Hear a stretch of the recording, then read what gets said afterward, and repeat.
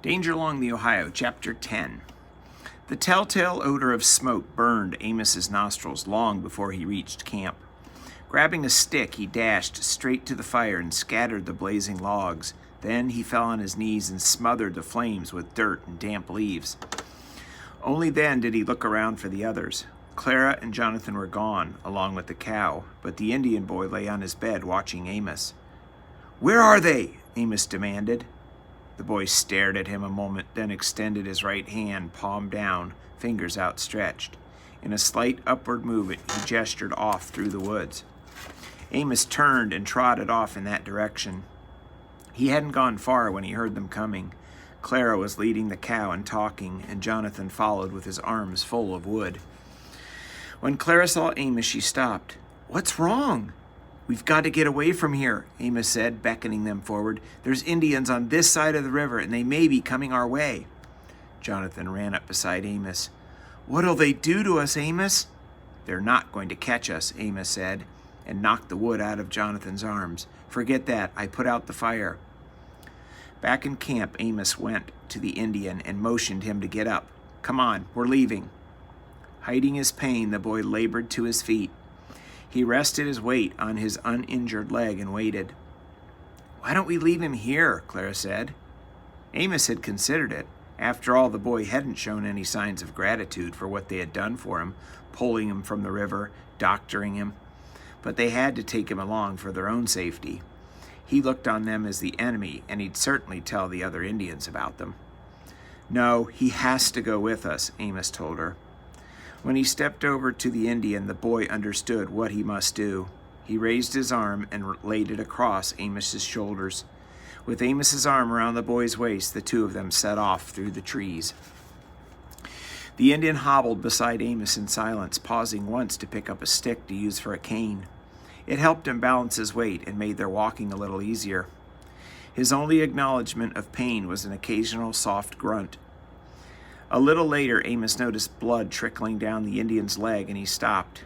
The Indian sagged to the ground, his face pale, his breathing uneven. "We'll rest here," Amos told Clara. "You'd better look at his wound." While Clara tightened the bandage, the Indian lay with closed eyes, his face taut and gray. Clara looked at Amos.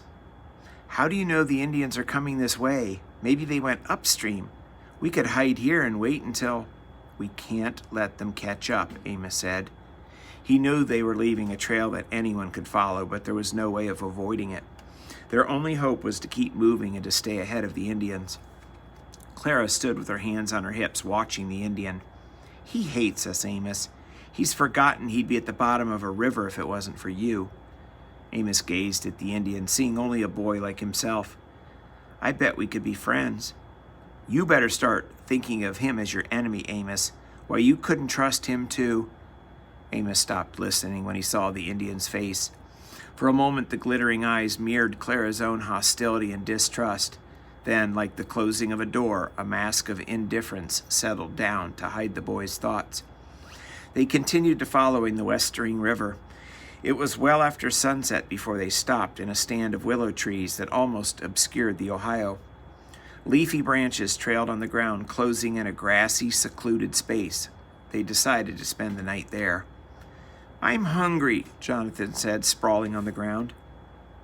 "I've got a few walnuts left," Clara said, opening her knapsack. "Gather some tinder, and I'll start a fire." "No," Amos almost shouted. "We can't take that chance." "But Amos, we're a long way from the other camp," Clara said. "Not so far that we can't be found," he replied. He pointed to the injured boy. "Those Indians are probably looking for him. Smoke would lead them straight to us." No use mentioning that if the Indians had turned downstream, they'd probably smelled the smoke and already found the other campsite. They might be on the trampled trail this very minute. One thought gave Amos hope. The Indians couldn't track them in the dark. Lack of food worried Amos as much as the Indians did. Though Queen Anne's milk relieved their hunger pangs for a while, it didn't satisfy their deep craving for solid food. They were getting weaker every day. The few nuts they had left were divided up, giving each of them only a bite. Night passed in aching discomfort. Only the cow appeared rested and ready to continue at dawn. Although the Indian seemed to move with less pain, he accepted Amos's help once they started walking. The sun rode high in the blue sky when they came upon a shimmering meadow. A fleeting flash of brown told them they had flushed a grazing deer. Wildflowers glowed among the tall grasses, and they stepped into the open. A flock of passenger pigeons lifted into the air. What a beautiful spot, Amos thought, turning his face up toward the sun's warmth. Like persons on a summer outing, they roamed through the bright meadow, forgetting for a few moments their hunger and their fear. The Indian let go of Amos and hobbled along with his stick cane. When Clara dropped Queen Anne's rope, she began to browse on the rich grass.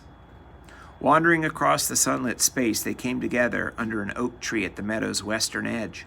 The Indian, last to arrive, came carrying a lumpy white root in his hand. Bits of dirt still clung to it. He walked over and held it out to Amos, then pointed a finger at his open mouth. Amos accepted the offered food and was about to bite into it when Clara rushed over and grabbed his hand. "Don't, Amos, it could be poisonous." The Indian stood motionless, seeming to ponder Clara's words and actions. Then he seized the root from Amos's hand, and with his eyes never wavering from Clara's face, took a big bite and chewed it up. He hobbled a few feet away, sat down, and while Clara stood there glaring at him, continued to eat the root until it was gone. Amos regretted Clara's open lack of trust, but he was elated too. The boy did understand them. Maybe not the words, but the meaning behind the words. He comprehended Clara's warning and responded with a clear, pointed answer of his own. And it was just as Amos suspected.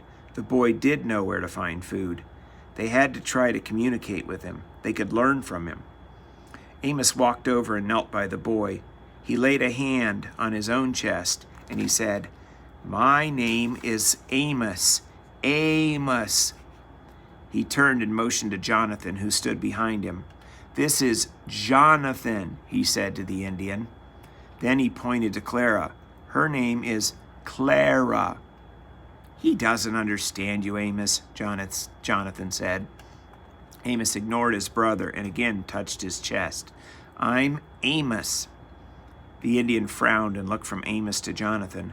Then he laid his hand against his own bare chest and spoke several words that sounded to Amos like a saw biting into wood. Amos grinned. "I can't pronounce it, but it must be your name. And I'm Amos. Pleased to meet you." "Let's just call him Red Moccasin," Jonathan said. "I guess we'll have to," Amos replied. He turned back to the Indian and pointed to the knee-high moccasins. "My brother named you Red Moccasin." He leaned forward lightly and tapped the boy's chest. "Red Moccasin." After a moment, the boy shook his head and repeated his unpronounceable name. Amos grinned at him. They weren't exactly talking, but they were understanding each other. "I wonder if he could find some more of that root," Jonathan said. "I'm hungry enough to eat anything, even Indian food." Amos pointed to his open mouth and said, "Is there any more of that root around here?" He waved an arm toward the meadow. The boy studied Amos with cold eyes, then got to his feet and limped away. They watched him work his way around the meadow, pushing the weeds aside with his cane, sometimes disappearing when he knelt on the ground. He returned with several roots and dropped them on the ground in front of Amos. Without looking at any of them, he walked away. Picking up one of the roots, Amos brushed off the clinging dirt and took a bite. It tasted like sawdust, but at least it took away the empty feeling in his stomach. Jonathan grabbed one of the roots, then pulled himself up onto a low tree limb and sat gazing out over the meadow as he ate. Clara, still skeptical, nibbled at hers, as if she expected any minute to fall down dead. The warm sun drained away their energy and purpose, and for a few minutes they forgot the Indians that might be pursuing them. Amos was the first to remember. "We better move on," he said, rising to his feet. "The Indians—" Jonathan interrupted him from his perch on the limb above them. "I don't see any Indians except Red Moccasin." "You won't see them if they don't want to be seen," Amos said. "Come on down. We can't waste any more time here. Besides, see those clouds?" He pointed at the sky. "There is rain coming." As they walked, the dim light of the forest turned into semi-darkness. Wind whistled overhead, and the rain worked its way through the canopy of leaves and started to drench them. It was a cold rain, as if it had blown across a snowfield. They shivered and pulled their scant clothing tightly around them, trying to hold on to their bodies' warmth. The Indian had refused Amos's offer of help. He hobbled along behind the cow now, head down, bare shoulders hunched against the rain.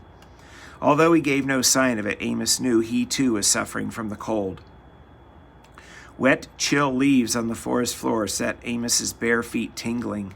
He wished they could stop and make a fire, but the thought of Indians somewhere behind them kept him moving.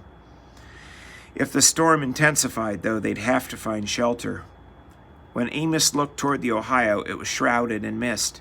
Maybe this weather was a blessing, he told himself. The storm would surely obscure their trail, and in the worst of it, the pursuing Indians would have to seek shelter too. At last, weary and shivering, Amos stopped and waited for the others. I think we better let the storm pass on. We wouldn't want to lose sight of the river. Maybe there's a tree that'll keep some of the rain off of us, Clara said. She was shivering so hard that her teeth chattered together. Jonathan, rainwater dripping from his hat, moved over beside her. He reached out and hugged him against her. You're warm, sister, he said, snuggling closer. Do you think we could start a fire? Clara asked, seeming to want Amos to decide things now. We can't risk it, Amos said. The rain would probably put it out anyway. They took refuge under a big elm tree, pulling Queen Anne in among them as they huddled together for warmth. Red Moccasin remained apart, rubbing his injured leg and studying the misty woods. Early darkness and a stinging cold descended upon them. Jonathan curled up against Queen Anne's belly and pushed his bare feet into the warm hollow between her udder and her legs. Amos, feet resting on the cow's neck, felt her moving and from time to time heard her teeth grinding her cud. They endured the night in silence, too weak to complain. The only sign of daybreak was a slight graying of the forest's gloom. Rain still fell, a steady drizzle that felt like a cold knife slicing through their bones. Amos saw Clara rise to her feet and grab a hold of the jersey to steady herself. Her face was flushed and her eyes glittered like glass. Are you all right? He asked. Yes, I'm just tired, she said without looking back at him. She laid an arm around Queen Anne's neck and closed her eyes. They set off in a straggling line through the trees, Amos leading, casting quick glances over his shoulder to make sure they were staying together. He worried that it was only a matter of time until the Indians caught up with them. They had to get to Marietta before that happened. Once, when Amos paused to look back, he saw Red Moccasin stop and stare off through the trees. Did he see something or hear something the rest of them couldn't detect? Their eyes met for a moment, and it seemed to Amos the Indian was saying, "Not yet, but soon." Amos walked on, his hopes seeping away like water through sand. They traveled for some time before Amos turned again to look down their back trail. There was no movement, no sign of trouble, but suddenly, Clara, who had been walking beside the cow, sagged across Queen Anne's back, then slid off and fell to the ground. Amos rushed over to her. Clara, what's wrong? Clara, can you hear me? He shook her until her eyes opened. She wet her lips with her tongue before speaking. I feel so bad, Amos. I don't think I can walk anymore. Amos laid a hand on her cheek and then jerked it away. She was as hot as a boiling tea kettle. He slid an arm under her shoulders and tried to raise her up, but she mumbled something and shook her head. What's wrong with her, Amos? Jonathan asked, his wide eyes boring into Amos. Clara never gets sick. She's got a fever, Amos said. He stared down at her. Clara had always been the strong one in the family, reliable and solid as a stone. Amos knew these past grueling days without food had weakened her, but he hadn't noticed until now that she was as scrawny as a scarecrow. No wonder she was sick. He marveled that she'd been able to come this far. Now more than ever, they needed to find shelter. As he gathered her up in his arms, her hot cheek fell against his shoulder. She was on fire with fever. He wouldn't tell Jonathan, but he was afraid for her. Maybe he was even more afraid for himself. Losing her would be like losing Simon, only worse. Amos signaled Jonathan to bring Clara's knapsack and the cow. then walked on with his light, limping burden. The Indian would just have to get along the best he could, and if he decided to walk off, Amos wouldn't be able to stop him. At last, numb with cold and fatigue, Amos stopped. They had to get out of the rain. Up ahead he spied a beech tree, its horizontal limbs thick with foliage. It would provide some shelter. Amos strode on and lowered Clara down next to the tree's smooth gray trunk, pulling her shawl closer around her. Jonathan came up with Queen Anne while the Indian hobbled along behind. "Why did you stop, Amos? Is Clara—" Jonathan's voice cracked and tears welled in his eyes. "No, she's the same," Amos told him. "But I thought this tree would keep off the rain. We'll wait a while and see if it stops." Amos's mind whirled, imagining the narrowing gap between them and the Indians. The endless walking, the days and nights of hunger, and the rain and mosquitoes and cold it had all come down to this, a frantic race for freedom. For a moment, Amos had the sinking feeling that none of them would ever reach Marietta. Then he thought of his father. They had to get to Marietta and find out if he was still alive. Ooh.